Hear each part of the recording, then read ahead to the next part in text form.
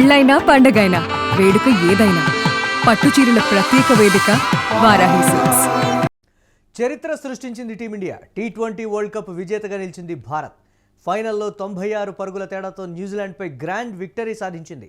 20 ఓవర్లలో 5 వికెట్లకు 255 పరుగులు చేసింది భారత్.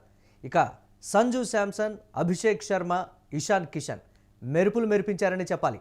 19 ఓవర్లలో 159 పరుగులకే న్యూజిలాండ్ను కుప్పకూల్చింది భారత్. కివీస్ను ఉక్కిరి బిక్కిరి చేశారు అక్షర్ పటేల్, అలాగే బుమ్రా. డిఫెండింగ్ ఛాంపియన్గా కప్పును నిలబెట్టుకుంది భారత్. ఇక ప్లేయర్ ఆఫ్ ది మ్యాచ్గా బుమ్రా, ప్లేయర్ ఆఫ్ ది సిరీస్గా సంజు శాంసన్ ఎంపికయ్యారు. అత్యధిక సార్లు టీ20 వరల్డ్ కప్ గెలిచినటువంటి టీంగా కూడా భారత్ రికార్డు సృష్టించింది. 2007, 2024, 2026లో టీ20 వరల్డ్ కప్ గెలిచింది టీమిండియా. ఇక టీమిండియా విజయంపై ఫ్యాన్స్ రచ్చరచ్చ చేశారు. జై హో భారత్ అంటూ నెటిజన్లు ట్వీట్లు, స్టేటస్లు పెట్టారు. దీనికి సంబంధించి ఇక కంగ్రాట్స్ టీమిండియా అంటూ కూడా ప్రశంసల వర్షం కురిపించారు.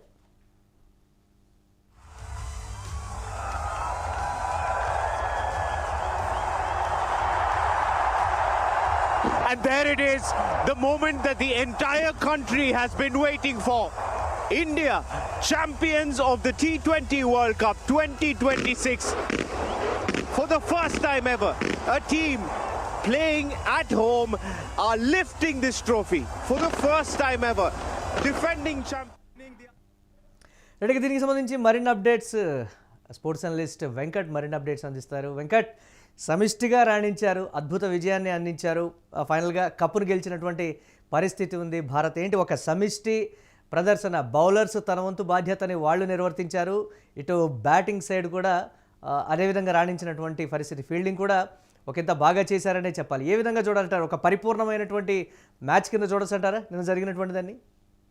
ఖచ్చితంగా ఈ టోర్నీలో ఇప్పటి వరకు భారత్ ఆడినటువంటి మ్యాచ్ లో ఇదొక్కటే అత్యుత్తమైనటువంటి మ్యాచ్ గా కనపడింది. అంటే లీగ్ దశలో కానీ, సెమీస్ లో కానీ, సూపర్ 8 లో కానీ ఎక్కడ కూడా భారత్ ఆశించిన స్థాయిలో ఆడలేదు. కానీ ఈ ఒక్క మ్యాచ్ లో మాత్రం చాలా అద్భుతంగా ఆడింది టీమిండియా. బ్యాటింగ్ పరంగా కానీ, బౌలింగ్ పరంగా కానీ, ఫీల్డింగ్ పరంగా కానీ చాలా అంటే చాలా సాటిస్ఫాక్షన్ ఉంది ఆ మ్యాచ్ చూస్తున్నంత సేపు కూడా. అంటే కప్పు గెలవడానికి అర్హత ఏ స్థాయిలో ఉందనేది నిరూపించుకున్నారు భారత ఆటగాళ్లు. ముఖ్యంగా ఓపెనింగ్ జోడీకి సంబంధించి మనం ఇప్పటి వరకు కూడా ఓపెనింగ్ జోడీ పదే పదే ఫెయిల్ అవ్వడం, సంజు శాంసన్ కానీ, అభిషేక్ శర్మ కానీ ఫెయిల్ అవ్వడం చూస్తూ వస్తున్నాం.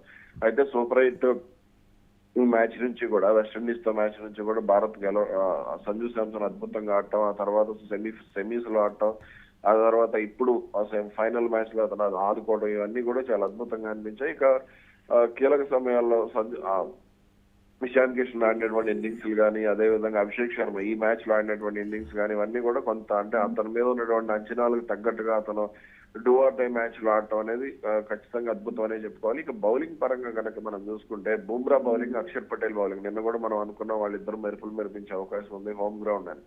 ఖచ్చితంగా అక్షర్ పటేల్ బౌలింగ్ అయితే కీలక సమయాల్లో వికెట్లు తీయడం అనేది నిజంగా చాలా బాగుంది. అతను మ్యాచ్ టర్న్ చేశాడనే చెప్పాలి.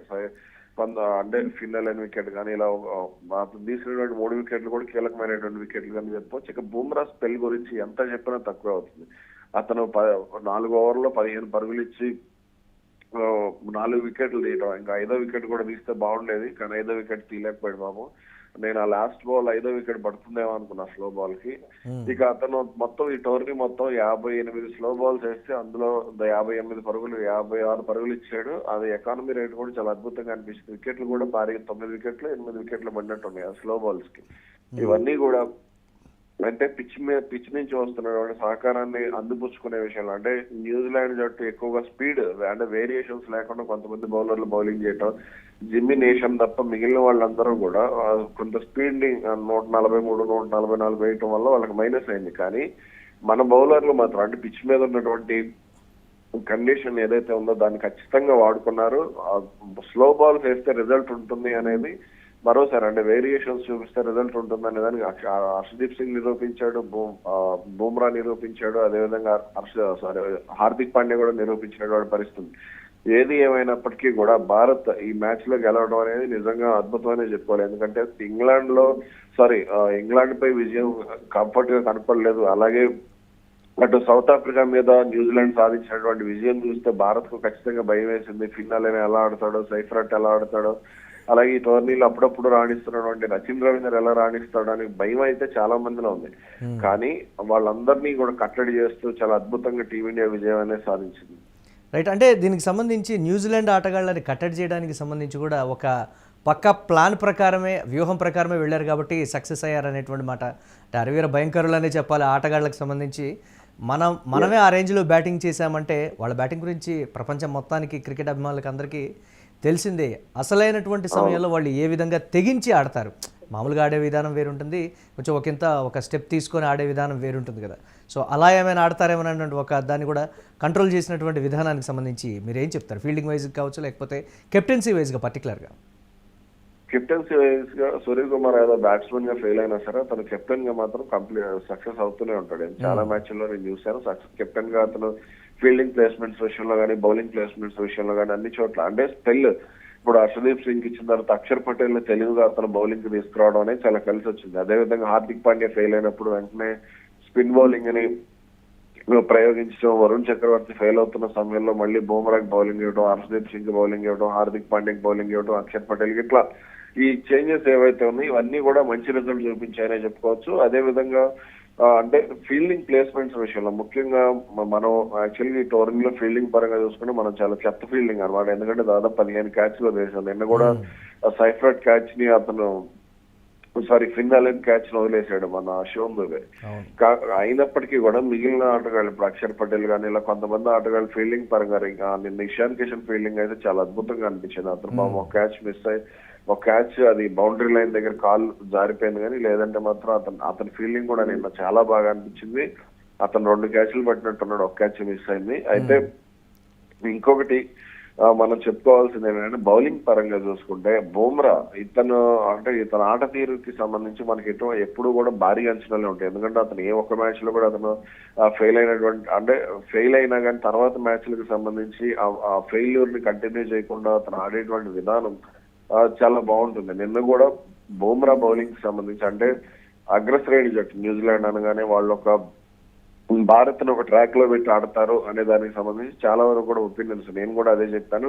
కానీ భారత్ మాత్రం వాళ్ళని ఒక ట్రాక్ లో పెట్టించి ఎక్కడా కూడా ఏ ఆటగాడిని కూడా కుదురుకోనికుండా ఇప్పుడు ఇంగ్లాండ్ కి సంబంధించి జాకబ్ బేతల్ కానీ ఇలా ఒకళ్ళిద్దరు ఆటగాళ్ళు కుదురుకుని ఆడారు కానీ సెమీఫైనల్ కి సంబంధించి. కానీ ఈ మ్యాచ్ కి సంబంధించి మాత్రం ఎక్కడ కూడా ఎవరిని కుదురుకోనికుండా ప్రతి ఒక్కరిని కూడా అంటే కీలక సమయాల్లో కంట్రోల్ చేయడం అనేది అది అంటే వాళ్ళ 1-2 ఓవర్లే ఆడిస్టం ఫిన్నల్ ఒక సైఫ్రెట్ మాత్రమే కొంచెం ఎక్కువసేపు బ్యాటింగ్ చేసినట్టున్నాడు. డార్లీ మిచెల్ కానీ లేదా మిక్స్ శాంట్నర్ కూడా కొంత పర్వాలేదు అనిపించాడు.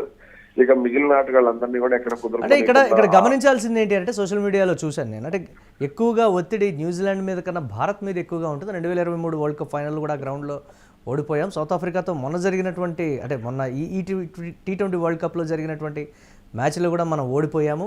సో అంతమంది అభిమానుల ఎక్స్పెక్టేషన్స్ కానీ ఒక్క బాల్ 6 కొట్టినా లేకపోతే ఒక క్యాచ్ మిస్ చేసినా అరిచేటువంటి ఇది ఉంటుంది. చాలా టెన్షన్ అనే కన్నా ఒక భావోద్వేగంతో కూడినటువంటి ప్రతి బాల్ కూడా ఉంటుందనేటువంటి దాన్ని కూడా అన్ని విభాగాల్లో ఓవర్కమ్ చేసినటువంటి పరిస్థితి. దాంట్లో ఫెయిల్ అవుతుందనేటువంటి విమర్శల నుంచి batting, bowling, fielding, captaincy. So toss అయితే ఓడిపోయాం కానీ మ్యాచ్ అయితే మనం గెలిచినటువంటి పరిస్థితి. అక్కడ నుంచి లాస్ట్ వరకు మీరు ఏం చెప్తారు మీరు ఫైనల్గా? అంటే టాస్ గెలిచిన తర్వాత న్యూజిలాండ్ బౌలింగ్ ఎంచుకుంది అంటే అది కరెక్ట్ నిర్ణయమే. కానీ వాళ్ళు భారత్ లక్ష్యాన్ని భారత్ ని కంట్రోల్ చేసే విషయంలో న్యూజిలాండ్ కంప్లీట్ గా ఫెయిల్ అయిందని చెప్పుకోవచ్చు. అంటే వాళ్ళకి స్థాయికి తగ్గట్టు ఆట తీరు లేదు అనే మాట కూడా వినపడింది. అంటే మామూలుగా న్యూజిలాండ్ జట్టుకు సంబంధించి మనం చూసుకుంటే వాళ్ళు ఎప్పుడు ఎలా ఆడాలి అనే దానికి సంబంధించి ఫైనల్ మ్యాచెస్ లో వాళ్ళు ఒక ప్రణాళిక ప్రకారం వెళ్తూ ఉంటారు. పాపం కాకపోతే వాళ్ళకి బ్యాడ్ లక్ లేదంటే ఆ ఒత్తిడిని వాళ్ళు జయించలేకనో మరి తెలియదు. కానీ ఇప్పటి వరకు కూడా న్యూజిలాండ్ అంటే ఈ టోర్నీ మొత్తం కూడా న్యూజిలాండ్ బాగానే ఆడింది. కాకపోతే ఇంక రాత్రి జరిగినటువంటి మ్యాచ్ కి సంబంధించి మనం మాట్లాడుకోవాలనుకుంటే మాత్రం వాళ్ళ ఓపెనర్ల నుంచి సహకారం లేదు, మిడిల్ ఆర్డర్ కంప్లీట్ గా ఫెయిల్ కావడం ఇవన్నీ కూడా అంటే భారత్ క్రమం తప్పకుండా వికెట్లు తీయటం, అదేవిధంగా పిచ్ కి సంబంధించి వస్తున్నటువంటి ఆ కోఆపరేషన్ ఏదైతే ఉందో బుమ్రా లాంటి బౌలర్ కానీ, హర్షదీప్ సింగ్ లాంటి బౌలర్ కానీ పరుగులు కట్టడి చేసే విషయంలో అక్షర్ పటేల్ కానీ వీళ్ళు వాడుకున్నటువంటి విధానం కూడా చాలా బాగుంది. ఇదే న్యూజిలాండ్ కు మైనస్ అయింది. అదే రెడ్ సాయిల్, బ్లాక్ సాయిల్ కలిపినటువంటి పిచ్ కాబట్టి కొంత డిఫరెంట్ గా స్పందిస్తుందేమో అనే భయం కూడా ఉంది. కానీ అది బ్యాటింగ్ కి కంప్లీట్ గా స్వర్గధామంగానే ఉన్నటువంటి పిచ్. బంతి బౌన్స్ అవుతుంది, లూకీ ఫెర్గ్యూసన్ అతను నేను అంటే భారత్ను కట్టడి చేస్తాడని అంచనా వేస్తాను. లూకీ ఫెర్గ్యూసన్ కానీ జిమ్మీ నేషం కానీ లేదంటే అటు మ్యాట్ హెన్రీ కానీ వీళ్ళందరూ కూడా కట్టడి చేస్తారేమో అనే డఫీ కానీ వీళ్ళందరూ కూడా అనుకున్నాం. కానీ అక్కడ బౌల్స్ అంటే షార్ట్ పిచ్ బాల్స్ ఎక్కువగా న్యూజిలాండ్ అంటే పిచ్ కి సంబంధించి మనం బూమ్రా బౌలింగ్ కానీ వాళ్ళ బౌలింగ్ కానీ గమనిస్తే బూమ్రా ఎక్కువ బంతిని ఎక్కడ కూడా బౌన్స్ చేయలేదు. కాకపోతే వాళ్ళు ప్రతి బంతిని కూడా దాదాపుగా బౌన్స్ చేసి ఆడినటువంటి పరిస్థితి. ఫుల్ టాస్ కానీ ఇప్పుడు Sanju Samson wicket full toss లో ఫుల్ టాస్ ఆల్మోస్ట్. అలాగే కొంత అంటే మిగిలిన ఇప్పుడు లాస్ట్ ఓవర్ మొత్తం కూడా జెమినేషన్ వేసినవి అన్ని కూడా దాన్ని ఏమన్నా షార్ట్ పిచ్ బాల్స్. దీంతోనే అతను దాదాపుగా భారీ పరుగులు చేసినటువంటి పరిస్థితి ఉంది. శివం దుబే 24 పరుగులు చేశాడు లాస్ట్ ఓవర్ లో. కాబట్టి పిచ్ మీద వచ్చేటువంటి వేరియేషన్స్ వాడుకునే విషయంలో వాళ్ళు ఫెయిల్ అయ్యారు. ఇక స్పీడ్ బౌలింగ్ అంటే స్పీడ్ గానే వేయాలేమో అనే ఆలోచనతో వాళ్ళు బౌలింగ్ చేశారు. ఖచ్చితంగా న్యూజిలాండ్ కి మైనస్ అయిందని చెప్తాను నేను. ఇక చరిత్ర సృష్టించింది టీమిండియా. T20 వరల్డ్ కప్ విజేతగా నిలిచింది భారత్. ఫైనల్లో 96 పరుగుల తేడాతో న్యూజిలాండ్పై గ్రాండ్ విక్టరీ సాధించింది. 20 ఓవర్లలో 5 వికెట్లకు 255 పరుగులు చేసింది భారత్. ఇక భారత్ ఆటగాళ్లు మెరుపులు మెరిపించారనే చెప్పాలి. సంజు శాంసన్, అభిషేక్ శర్మ, ఇషాన్ కిషన్ తనదైనటువంటి శైలిలో ఆడినటువంటి విధానానికి సంబంధించి కూడా ప్రశంసలు అయితే దక్కుతున్నాయి. ఇక 19 ఓవర్లలో 159 పరుగులకే కుప్పకూలింది న్యూజిలాండ్. కివీస్ను బుమ్రా, అక్షర్ పటేల్ ఉక్కిరి బిక్కిరి చేశారని చెప్పాలి. ఈ నేపథ్యంలో డిఫెండింగ్ ఛాంపియన్గా కప్నైతే భారత్ నిలబెట్టుకుంది. ప్లేయర్ ఆఫ్ ది మ్యాచ్గా బుమ్రా, ప్లేయర్ ఆఫ్ ది సిరీస్గా సంజు శాంసన్ ఎంపికయ్యారు. అలాగే అత్యధిక సార్లు T20 వరల్డ్ కప్ గెలిచినటువంటి టీంగా కూడా రికార్డు సృష్టించింది. 2007, 2024, 2026లో T20 వరల్డ్ కప్ గెలిచింది టీమిండియా. ఇక టీమిండియా విజయంపై ఫ్యాన్స్ రచ్చరచ్చ చేస్తున్నారు. జై హో భారత్ అంటూ నెటిజన్లు ట్వీట్లు, స్టేటస్లు పెడుతున్నారు. కంగ్రాట్స్ టీమిండియా అంటూ ప్రశంసల వర్షం కురిపిస్తున్నారు.